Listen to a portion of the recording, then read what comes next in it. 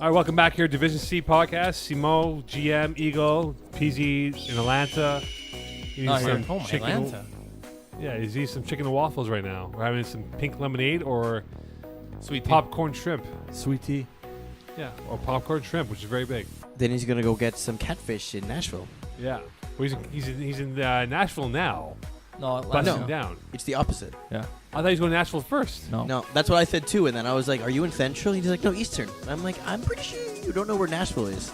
And then he told you to go take a geography class because you don't know what you're talking about. Yeah, All right, I was there. let's dive into Division C podcast. It is Let's go. semifinal Tuesday coming up here. Quickly, guys, divisional recap from Sunday. The big loss. Every so-called favorite or higher seed won in the Division C playoffs initially, except for Blue Chips losing to Keyport Lock. I have been lamenting on this for the entire year since the game against Top Season that Blue Chips was looking vulnerable and was losing a bit of their touch. It's true. And they lost to Keyport Lock by 3 points. I'll give you credit. I'll give credit. Credit is due. You did say that, and you were right. You're welcome. It's a shocking loss to me for Blue Chips. It's not the fact that they scored 37 points, which is good. It's the fact that their defense allowed 40 against Keyport Lock. To me, that's a shocker. I don't understand how they were able to score 40 points. Surprise GM, the Blue Chips is fall from grace. Not particularly, but then again, I was up 18-0 on Blue Chips, and then we pissed the game away. So, like, when teams that have that depth match up against them, if Blue Chips start the game underestimating them, as they did with Keyport Lock, it's a recipe for failure. But that's what I'm talking about, though, right? I mean, you guys had the lead. Lobster Dinner held the lead against them. Multiple games, like they played. Lobster Dinner also played in 4B against Blue Chips and kept it close. They had difficulty, and I just thought that they didn't have the same charisma or the same confidence as they did in the winter season, where if Jordan Mitchell kind of faltered in play, they wouldn't get upset. I just thought that the bubble kind of burst for them, and it kind of unraveled, and we saw what happened. A Keyport Lock team, who we know very well, playing good FPF football with experience on their side. Yes. I have nothing to add to that. Thanks, Simon. Surprised with friends in low places. Jagerbomb. And here's the scenario again. So I score kept this game twice this year. And friends in low places had a 2-score lead on Jagerbomb in the first game going to the second half. Couldn't do squat. Jagerbomb won. And it felt like Danny Demore wasn't the same quarterback at that point mentally because he threw 2 INTs that day. Fast forward to the game on Sunday. Lo and behold, friends in low places holding a comfortable lead. They were up 19-8 at half against Jagerbomb. They lose 28-25. And I don't know if he's ever going to talk about it, but Dan DeMore was not healthy in this football game, and it showed. What do you mean? A lower body injury. But the guy who played well and was Could you be less like TSN and be more specific? lower body. I can't tell you what it was, but he was like. So you don't know, it's not your height. Well, he said, I can't run. Okay.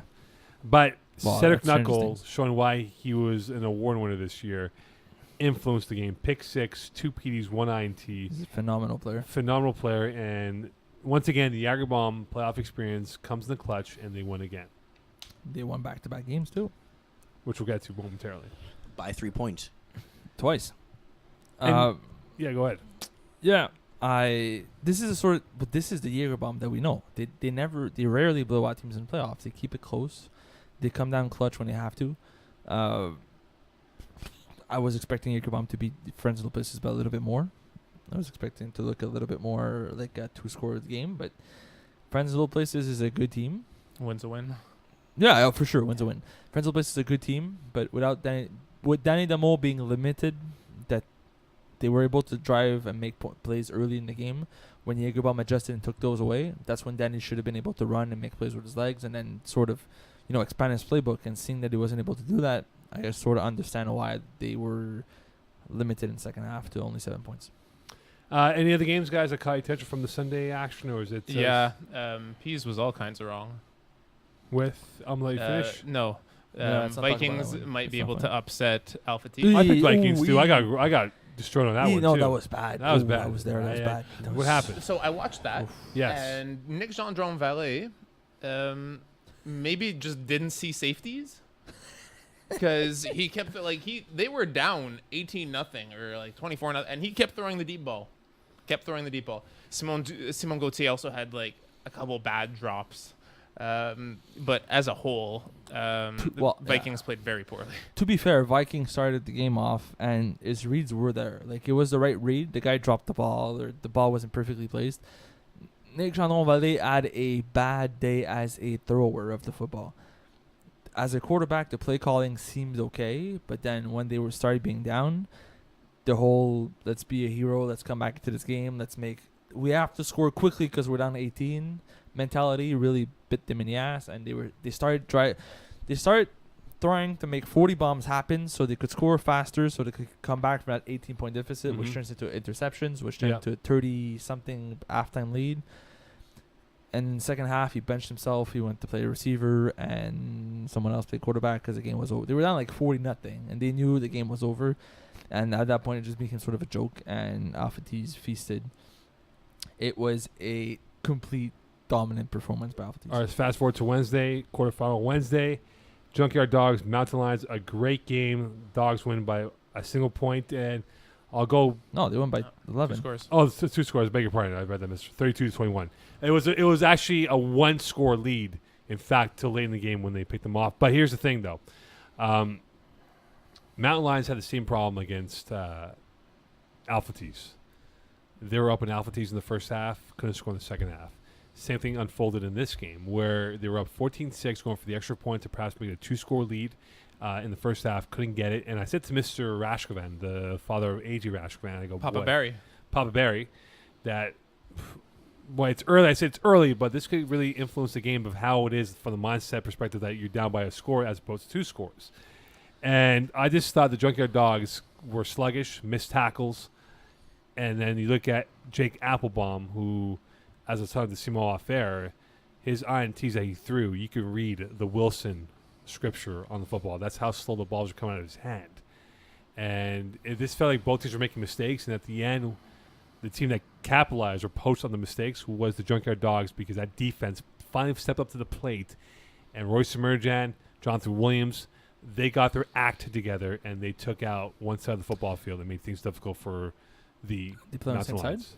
Yeah, there's moments where, because of the matchup of Smuda and Jordan McKinnis playing on the left of Jake Applebaum, you saw Rob interesting. White, you saw Jonathan Williams, and Royce Emerjan kind of rotate a little bit here, bracket coverage at That's times. smart. And It worked out, right? it worked out well. And the thing is, Jake Applebaum became a one-sided thrower, and that's what happened. And that kind of really changed the dynamics of that football game. I played against them in the previous round, Junkyard Dogs. So I'll give credit where credit is due. Again, John Laristis is a very good rusher. And that if there's one thing that Jake Applebaum struggles against is when it's a good rusher that closes in fast, if he takes sacks, that usually kills drives, because he doesn't have that 3rd and 20 ability to really move the chains. It's also like a progression of his reads, right? Like Yes. He's like a especially if the Chad sack is Pennington, coming. man. He's like a real Chad Pennington. He's not a deep ball thrower, but he can get the efficient throws done. He's very good. He's very good at hitting those 12, 15-yard passes Yeah. when everybody's defending the 5-yard hooks. When you know that ball's coming 15 yards, he doesn't zip it well enough, and it gets picked off. He has 3 interceptions in this game.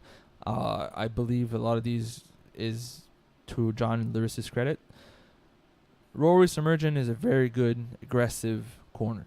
When he played against us, he played with way too much cushion, and it was easy to bail against. But when he's playing against a guy that likes to hit 12, 15-yard plays, that's when he shines. He's aggressive to the ball, and if you're playing against receivers that are not used to that sort of physicality, he's going to dominate. Are you surprised by the Agrabah victory over top season by 3 points, given the firepower, the arsenal that Yes. top season possesses? We talked about how Jagerbomb could beat anybody but could lose to anybody sort of thing, and top season were matchup dependent. I said that this could be one of the matchups that was tough for Top Season rather than Jagerbomb, but with everybody present for Top Season, they should have been able to win this game. I'm confused a little bit how that happens. Simon Chen had 3 interceptions and still won. To me, that's a bit of a shocker. Well, there's also turnovers on downs. It's not just about But you still turned the ball over 3 times in a playoff game and won. But so did Top Season at least twice. And then Yeah, but that's the thing, right? But I think that like as you go down the list here of you look at the guys like the matchups. Even though Jagerbomb are a smaller roster, like they match up very well against Top Season, like JF Delos on Justin Edwards, Felix Fontaine-Larouche on Hassani, Cedric Knuckle on Khalil Kerr. There's some good matchups. Yeah, exactly. Well- And Jeremy Lavoie-Patry with 2 sacks against someone like Jared Taylor, who is such a threat to run every play of the But- game. In defense of that, to counter that point, he's become a bit careless with the football, though. Mm-hmm. And when I say by that, Yeah. taking bad sacks or intentional grounding calls or bad INTs. But that's what happens when, like, instead of looking towards through your progressions towards the second or your third read, if you're used to, if your first read is not there, if you can just break out and take off running every time, it hurts your development a little bit. And I think that that's something that we saw. We saw it when he played for the Goofy Goobers. And he was kept in check by the rusher on Valentin Skripnik, I think it was. Yeah. On, Can't help you there. yeah. So when he's tasked against a very strong rusher, that's where you start to see Jared Taylor unravel.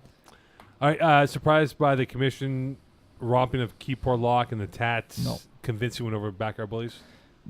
Neither. The commission, Keyport Lock is a bad matchup for Keyport Lock. Yes. And Tats against Backyard Bullies without Rich Humes. I'll tip my hat to Jordan Allard for putting up 26 against the Alpha T's. Yeah. For a guy that was forced to play with Backyard Bullies in the playoffs due to Rich Humes' injury.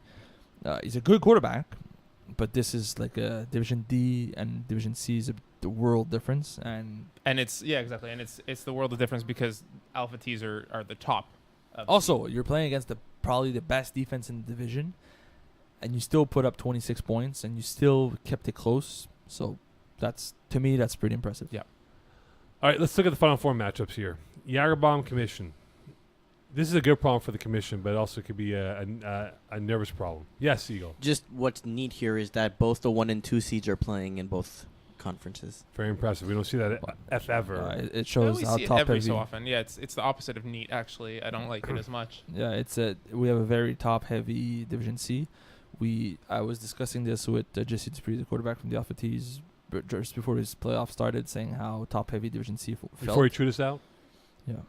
That was a bad game for me. I'll be the first to admit it. Yeah. We had a shot. Listen, this is the first time this ever happened to me. I threw 2 pick sixes in one game and still came down to the last play. So how does that happen? Wait. That it came down to the last. Yeah, Oh, it's not the okay. pick sixes because that happened before. Okay, so here's the commission's good problem to have, which could also be a bit of a, like, did we make the right decision? So What do you they mean? have Julian McLaren eligible for playoffs. Yes. Don Benevento's there. Yes. Back from injury. Eddie Lee's there. So they ran into this issue against Le Montagnard about they had to verify the roster, and they were over the roster had McLaren played with Don Benevento. So McLaren volunteered to not play.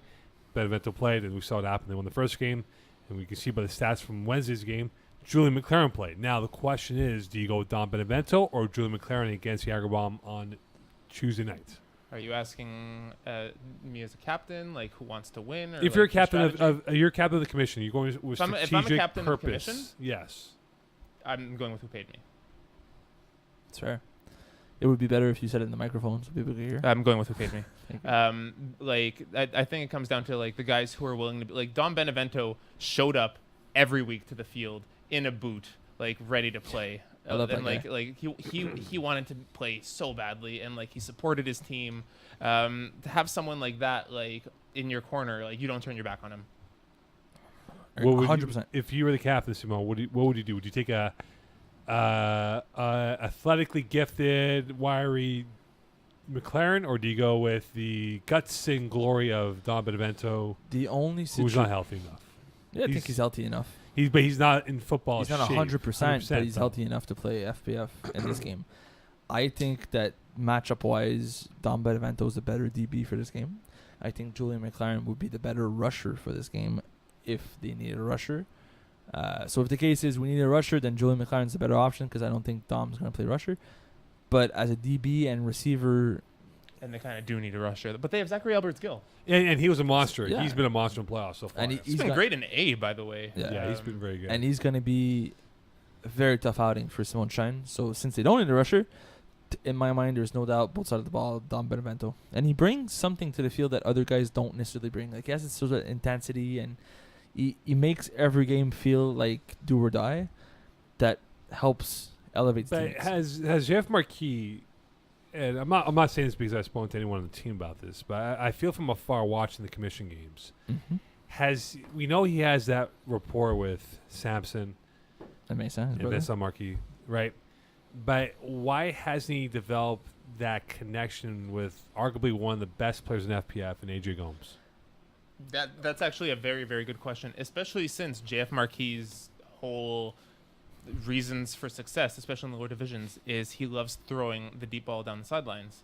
And when you have someone like AJ, why don't you abuse I just that? find he's not utilized well, Yeah, right? absolutely. So what should he be the voice of the attack for them this week? It's too late to adjust now because they don't have that rapport. If they were doing it all season, I'd give more of a case for it. But unless they're going to go and practice routes Thursday night, Friday night, Saturday night. I doubt it. Well, yeah. AJ's probably upstairs watching this right now. Yeah, AJ, if you're upstairs watching this, come downstairs and We're be a guest on We're the not show. live, no? Are we? Oh, Oh, okay. excellent. Awesome. AJ, Perfect. if you're watching, come on down. Come on down, God. Jagerbomb, what can there be calling card? They've had some timely interceptions, pick sixes, game-ending INTs. Is that going to be their go-to poker chip for them on Tuesday? Yes. Can they do it against Simo? Yes. GM? No. Because to get the turnover battle to go on your side, I mean, it's tough as it is, but in the playoffs it's tougher because the margin of error is so small. So, in the battle of quarterbacks, I think that if any of the two would make more mistakes, I would pick GF Marquis to throw 3 interceptions over Simone Shine. Thing is, I haven't seen how he's been playing all season, all playoff long. There might be like a lot of turnovers in this game. The commission has a very good defense that plays aggressive and jumps routes well, which is going to be something difficult for Simone trying to adjust on the fly. Flip side, same thing, where Jagerbomb's offense is not flawless. They'll make mistakes. And so either way you look at it, I think both teams are going to come up with big turnovers. We might see a game where both quarterbacks throw 3 interceptions and it comes down to a 1-point difference. I think it's going to be more turnovers than we expect just due to how both quarterbacks' system works. There's going to be bigger interception numbers on the stat sheets, but it won't actually be like Okay, first so down can turnovers. one INT be the difference for the Jagerbomb to win this football game? Just one? Yeah. No, because it's going to come down to like 2 or 3.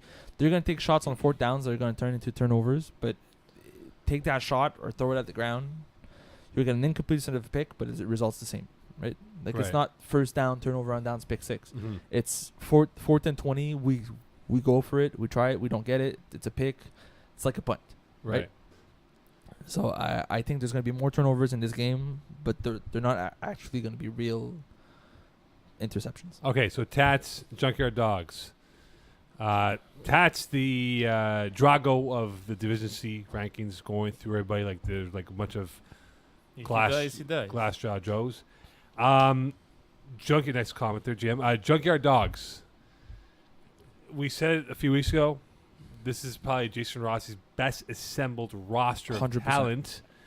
And He's not even playing his best football. No, and he's his not. team is carrying him through the playoffs. so can they do it this week against Tats? Do they match up well on defense I think- against a very... No, Rossi needs to play well, if not perfect, for them to win this. So Because this if is the his rest of his game? team is doing well, but he's still playing the same games he's been playing for the past 2-3 weeks, Alvatis have this. So if the defense is playing very well and Rossi's mediocre, average, do they win? He's not mediocre, but he's no, average. but say that he's average in this football game. Do they win? No. I think they'll keep it close.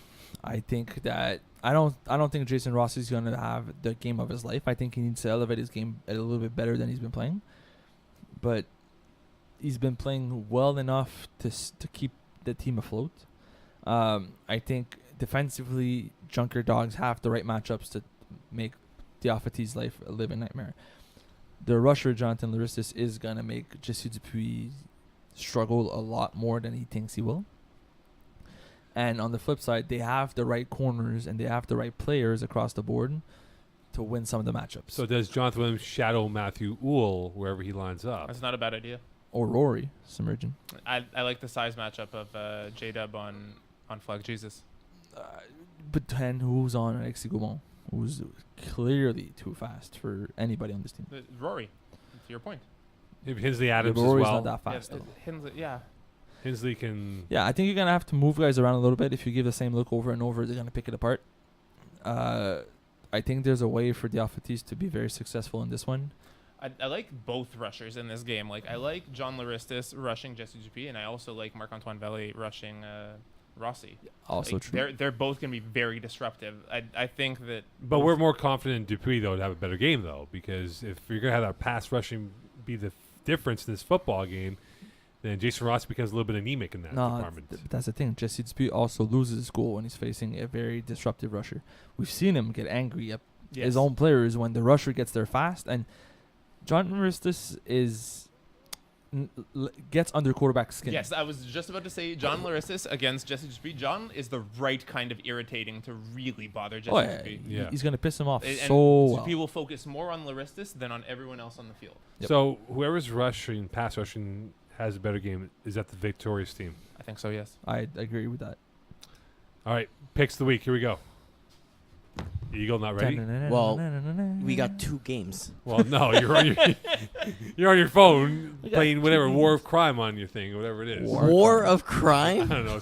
I feel like you just took 2 words and combined them be But together. that's really how apps are like these days, right? Like it's like verb of noun.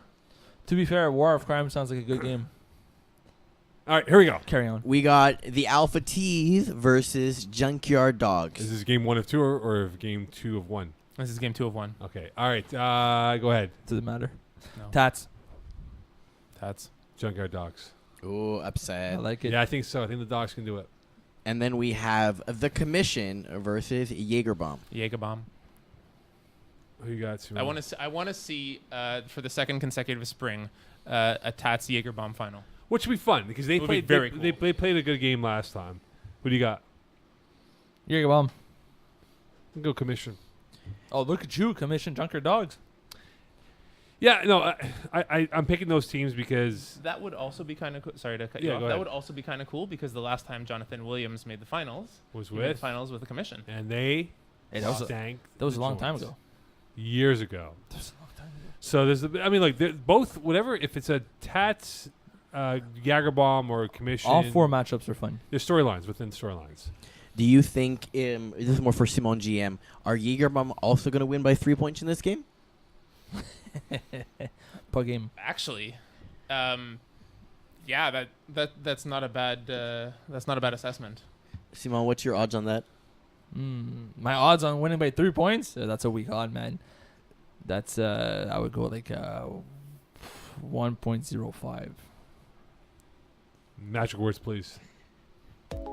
So 5%. Good night, top season. Don't forget to register for fall. Check Fall in your Cup, ratings. September Labor 4th. Day, Monday, the Tuesday, September 4th, kickoff of the Fall Cup. 8 games guaranteed. You get 9 games guaranteed. 9 games guaranteed. You'll play the best on best and finally get tiered in the proper allocation of groups. And perhaps win yourself an opportunity to go play at the World Flag Football Championships going on this week. So best luck to the teams from FPF going down to Indianapolis this weekend. Yes, sir. Send your hate mail for your ratings to info@flagplusfootball.com so we can ignore you. Good night. What's I've already worry? gotten so many messages. Yeah, I don't know what's going on. People are just angry. I don't care. I told them it's fall. It doesn't matter. Stop. It's people that actually had good seasons are like, hey, how come my rating went up? Because you had a good season. Sorry you had a good season, bro. Play worse.